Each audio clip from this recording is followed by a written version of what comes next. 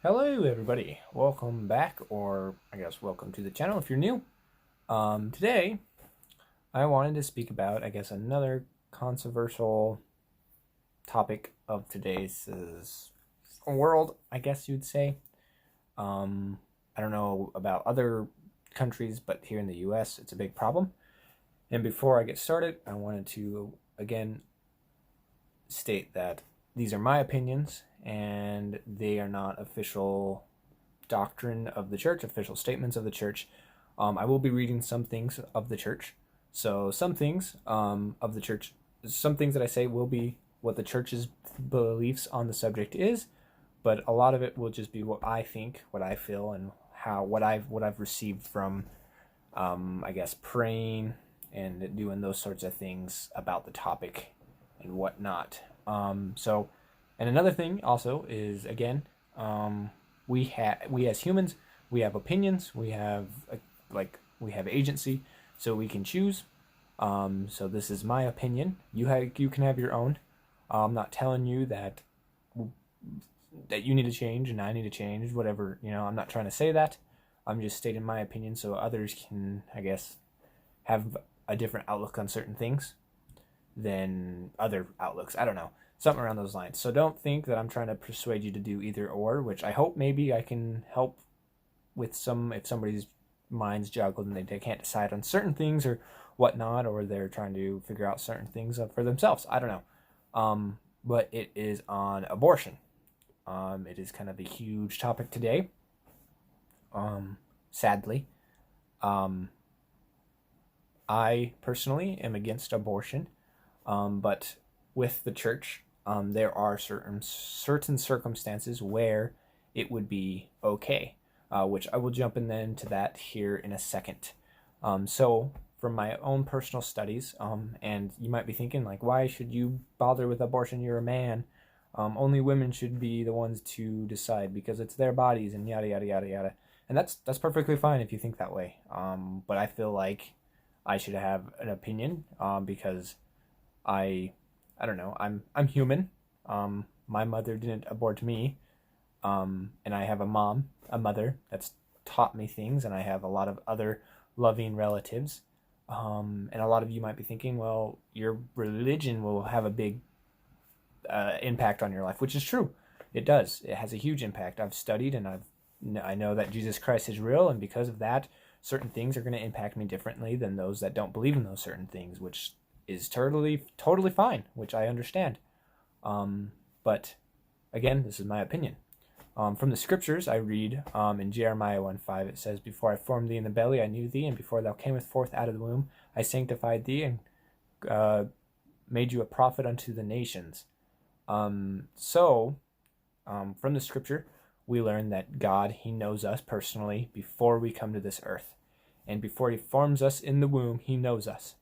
And so I feel, my belief is that as once the egg and the sperm meet and the baby's conceived, that is when we receive our spirit.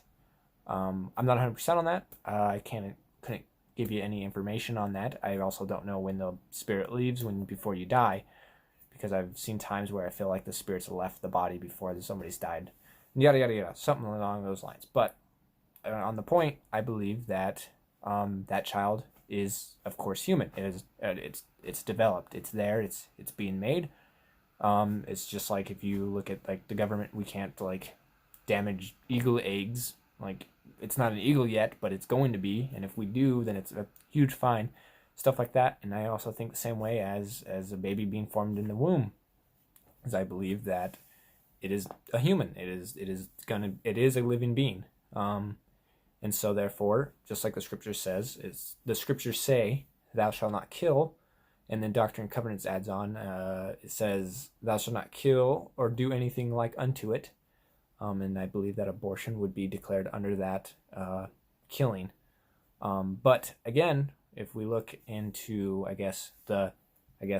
we'll flip over to the church's outlook on this.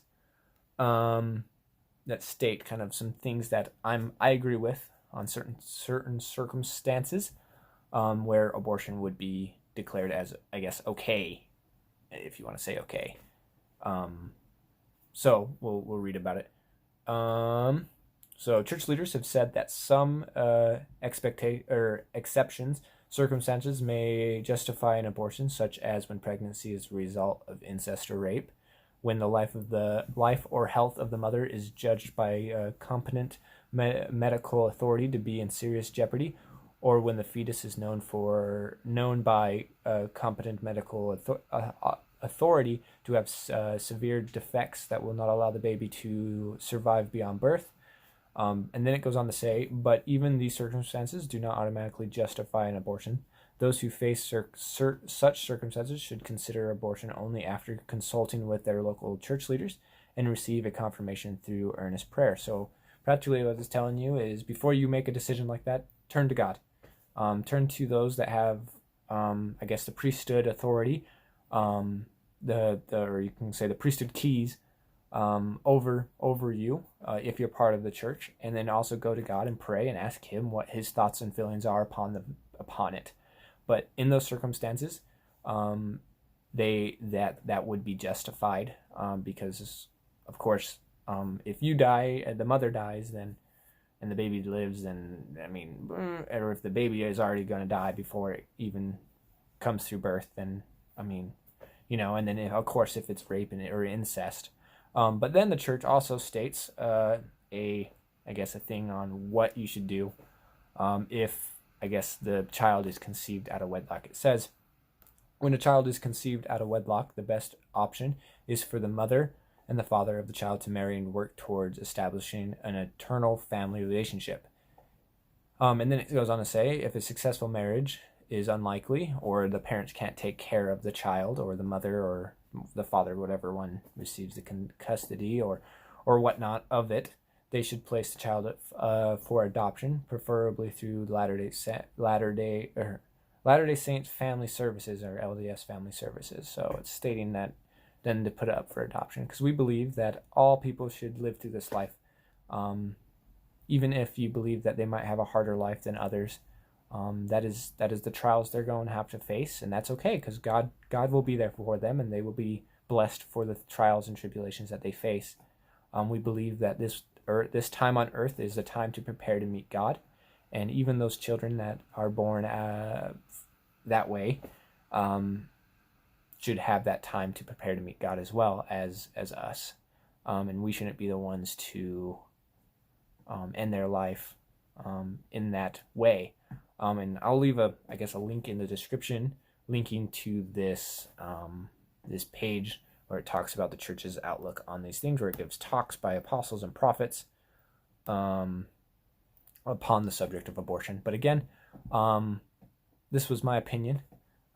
I believe abortion is not okay, except for certain circumstances, such as what I've stated. And I believe in those ways because I've thought about these and I've prayed about them, and I've read the scriptures, and I've gained a testimony of this church, and my church leaders have stated these things, and I believe that they are of God. And I mean, God is the all-powerful, all-knowing, and so He knows the best for all circumstances. And so I know that God, He understands what abortion is, and He understands the way to deal with it in certain circumstances. So yeah, I hope that this video helps in one way or the other. And I mean, unless you're watching it just because you want to watch me talk about abortion, then I hope you guys enjoyed. But if you guys have any questions, comments, concerns, just post them down below. Go check out my other videos. I'm trying to get things going in the channel. I guess comment what you guys like, what you guys don't like. Help my channel out a little bit, try to figure in a good thing, because I really want to get, I guess, the gospel spread to as many people as I can, from a little podunk town in Wyoming. It's kind of hard to do missionary work when you got a town of 3,000 people. So yeah, so hopefully I can reach out to more people via YouTube. So yeah, we'll talk to you guys later.